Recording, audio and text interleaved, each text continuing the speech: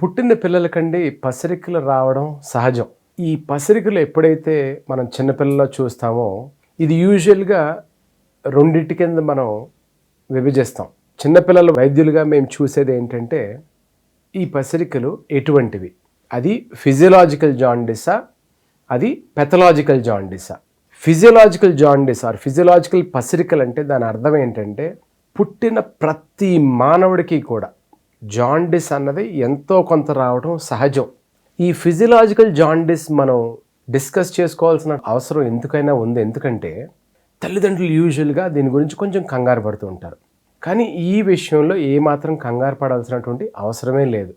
ఈ physiological jaundice ఎందుకు వస్తుందంటే మనకి మన ఒంట్లో ఉండేటువంటి హిమోగ్లోబిన్, దాన్ని మనం అడల్ట్ హిమోగ్లోబిన్ అని పిలుస్తూ ఉంటాం.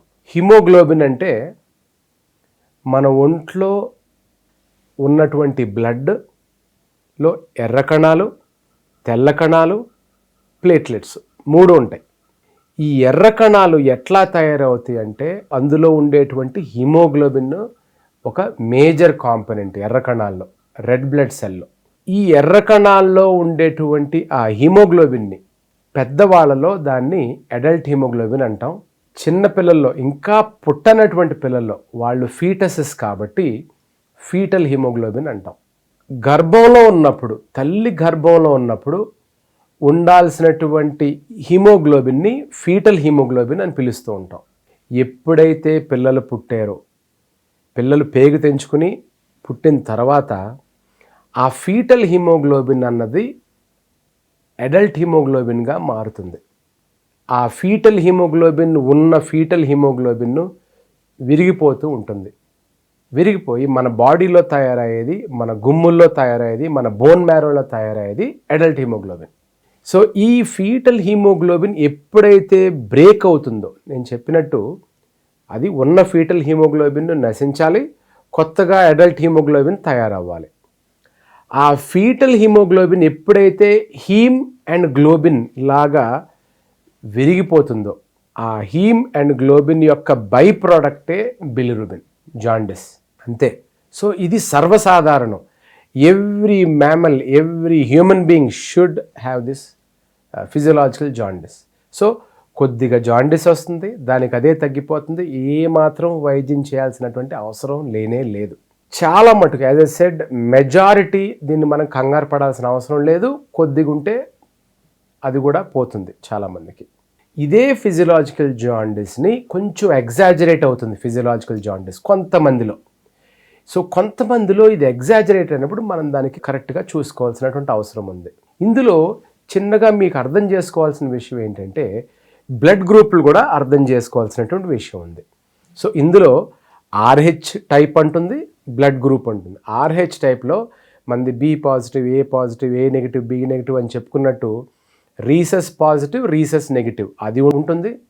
At the same time blood గ్రూప్లో A, B, O and AB. So ఆ 4 ఆటల్లో A positive and A negative, B positive, B negative, O positive and O negative, and AB positive and AB negative. ఈ 8 blood గ్రూప్స్ని major blood groups అంటారు. ఇంకా minor blood groups చాలా ఉంటాయి. Major blood గ్రూప్స్ని మనం చూసుకున్నట్టయితే రెండిటికి కంపాటబిలిటీ ఉండాలి. సో ఎప్పుడైతే తల్లి, ఫర్ ఎగ్జాంపుల్ ఏ పాజిటివ్, బిడ్డ ఏ పాజిటివ్ ఉంటే ఏమాత్రం ఇబ్బందులు ఉండవు.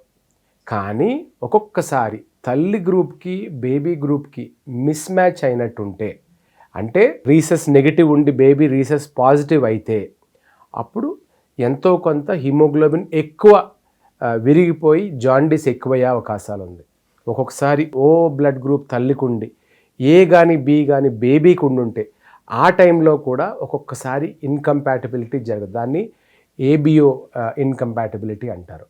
సో అటువంటి ఇబ్బందులు, అటువంటి ఇష్యూస్ ఉన్నప్పుడు దాన్ని శ్రద్ధగా చూడాలి. యాజ్ అ డాక్టర్గా మేము చూసుకుని దానికి ఏం చేయాలి, ఫోటోథెరపీ చేస్తే సరిపోద్దా అన్నది ఆలోచించాలి.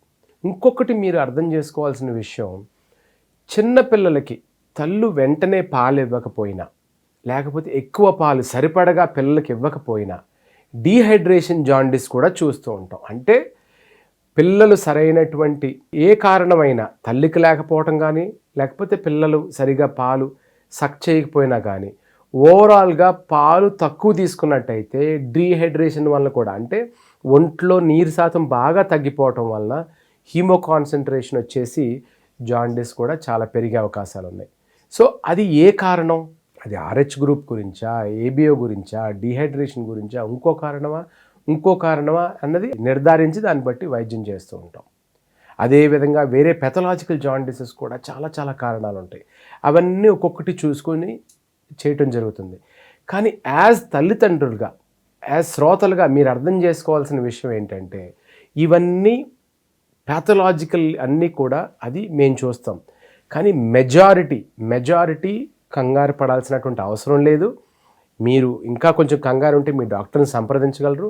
ఒకసారి వాళ్ళు చూసి కంగారు పడాల్సిన అవసరం లేదమ్మా, ఈ పసిరికలు యూజువల్గా తగ్గిపోతాయి అని మనం అనుకోవచ్చు.